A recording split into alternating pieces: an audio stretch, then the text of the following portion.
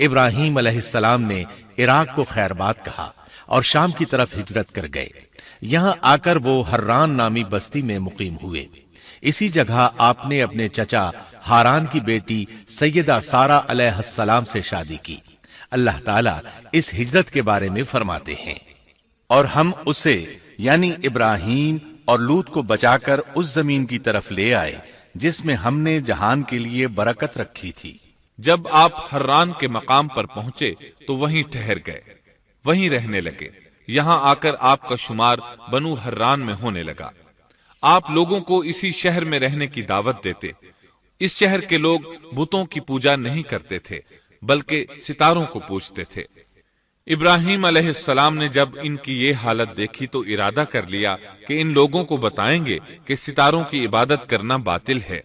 یہ لوگ چونکہ نجوم پرست تھے اس لیے ان کی عبادت کا وقت رات کو ہوتا تھا، اور یہ لوگ رات کے وقت عبادت کرتے تھے کیونکہ ان کے معبود یعنی ستارے رات ہی کو طلوع ہوتے ہیں۔ چنانچہ ابراہیم علیہ السلام انہیں یہ دکھانے کے لیے کہ ان چیزوں کی عبادت باطل ہے ایک دن ان کے ساتھ نکلے۔ اللہ نے آسمان کے دروازے کھول دیے تو ابراہیم علیہ السلام نے چاند، ستاروں، سیاروں اور آسمان و زمین کی سلطنت کو دیکھا۔ اللہ تعالیٰ نے ابراہیم علیہ السلام سے تمام پردے ختم کر دیے جو عام طور پر لوگوں کی آنکھوں پر ہوتے ہیں، اور انہوں نے وہ کچھ دیکھا جسے آج کی رصد گاہیں بھی نہیں دیکھ سکتی۔ اللہ تعالیٰ سورۃ الانعام آیت 75 میں فرماتے ہیں، اور اسی طرح ہم نے ابراہیم کو آسمان اور زمین کی سلطنت کا مشاہدہ کرا دیا تاکہ وہ یقین کرنے والوں میں سے ہو جائے۔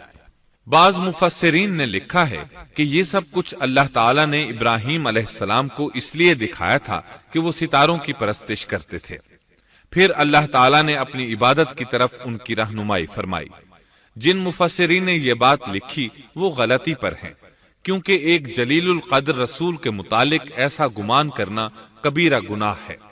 آسمان اور زمین کی سلطنت اور دیگر معجزات دکھانے کے بعد اللہ تعالیٰ فرماتے ہیں، آسمان اور زمین کی پیدائش یقیناً انسان کی پیدائش سے بہت بڑا کام ہے۔ اللہ تعالیٰ ایک دوسرے مقام پر فرماتے ہیں، آسمان اور زمین میں بہت سی نشانیاں ہیں جن سے یہ منہ موڑ کر گزر جاتے ہیں۔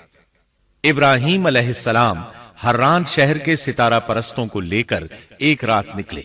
اچانک ایک ستارہ طلوع ہوا، اس کی چمک دمک بہت تھی، شکل صورت کے لحاظ سے بھی بہت خوبصورت تھا۔ اس وقت ابراہیم علیہ السلام نے بطور مذاق کہا، یہ میرا رب ہے۔ لیکن جب وہ ستارہ کچھ دیر بعد چھپ گیا تو کہنے لگے، یہ تو غروب ہو گیا۔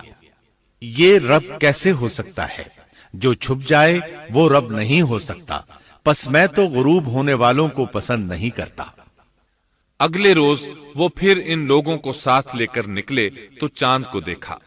یہ شکل صورت میں ستاروں سے کہیں زیادہ خوبصورت تھا، روشن تھا، لیکن یہ بھی غروب ہو گیا تو ابراہیم کہنے لگے، اگر مجھے میرے رب نے ہدایت نہ کی تو میں گمراہ لوگوں میں شامل ہو جاؤں گا۔ اے اللہ، تو کہاں ہے؟ اپنی طرف میری رہنمائی کر۔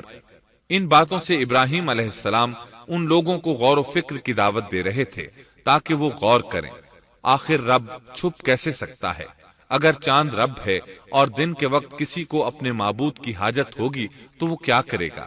لہذا چاند کسی صورت رب نہیں ہو سکتا۔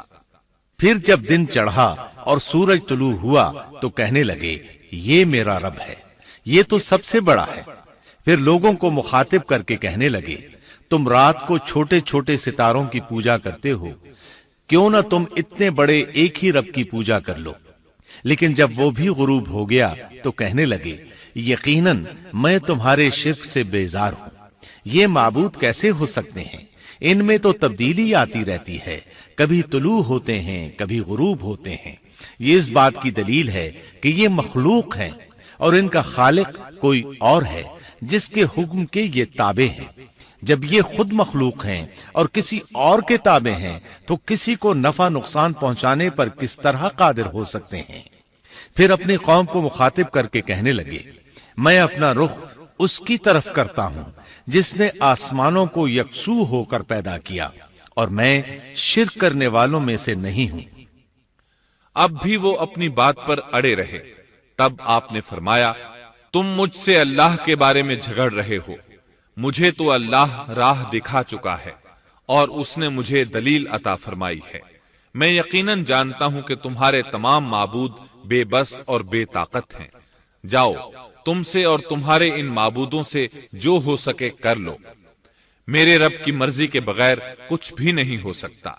میرے رب نے ہر چیز کے علم کو اپنے گھیرے میں لے رکھا ہے، کیا پھر بھی تم نصیحت حاصل نہیں کرو گے؟ اور میں تمہارے معبودوں سے خوف کیوں کھاؤں؟ تم اللہ سے نہیں ڈرتے؟ ان کو اللہ کا شریک ٹھہرا رہے ہو۔